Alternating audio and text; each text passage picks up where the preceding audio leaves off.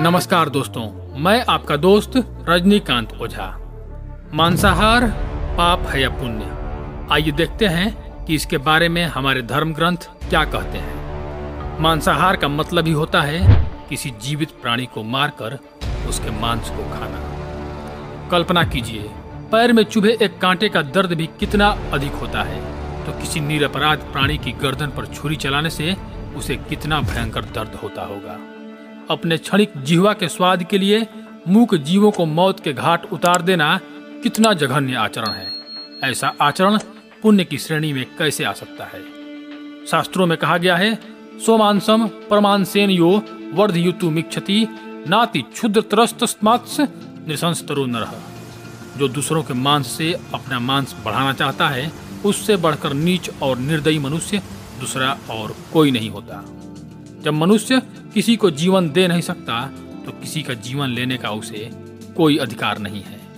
वैदिक धर्म में वह हिंसा जो अत्याचारी से अपनी रक्षा के लिए न की गई हो, उसे सबसे बड़ा अधर्म माना जाता है, और मांस का भोजन इसी प्रकार की हिंसा से प्राप्त होता है।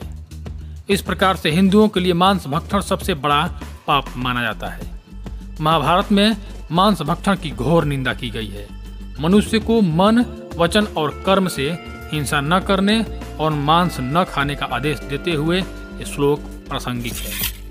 अदृश्य सर्वभूतानां विश्वास्य सर्वजंतुषु साधुनां सम्मतो नित्यम भवेन्मासम विवर्जयन्। अर्थात जो मनुष्य मांस का परित्याग कर देता है, वह सब प्राणियों में आदरणीय, सब जीवों का विश्वसनीय और सदा समाज में सम्मानित होता है।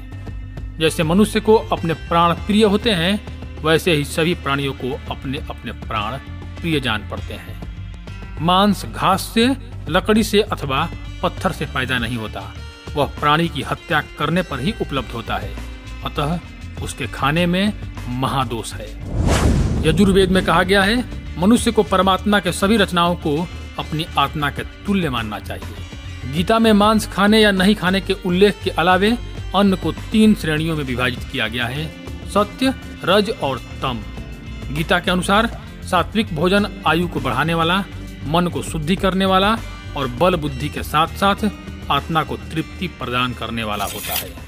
वहीं जब ये शाकाहारी आहार अधिक खट्टा या अत्यधिक नमकीन मसालों के साथ पकाए जाते हैं, तो ये रज अथवा राजश्री आहार बन जाते हैं और इनसे अनेक दुख एवं रोग उत्पन्न होता है। मांस एवं मदिरा जैसी चीजें तामसिक आहार की श्रेणी में आती हैं। इस तरह के भोजन करने वाले कुकर्मी, रोगी तथा आलसी हो जाते हैं। तो दोस्तों, हमें कोशिश करना चाहिए कि तामसिक आहार से अपने आप को कैसे भी बचा लें, जिससे पीढ़ियां बीमारियों से बच जाए और उनके अंदर सात्विक विचारधारा का विकास हो। तो धन्यवाद दोस्तों। यदि आपको यह जानकारी अच्छी लगी हो तो कृपया हमारे चैनल को सब्सक्राइब कर दें। धन्यवाद।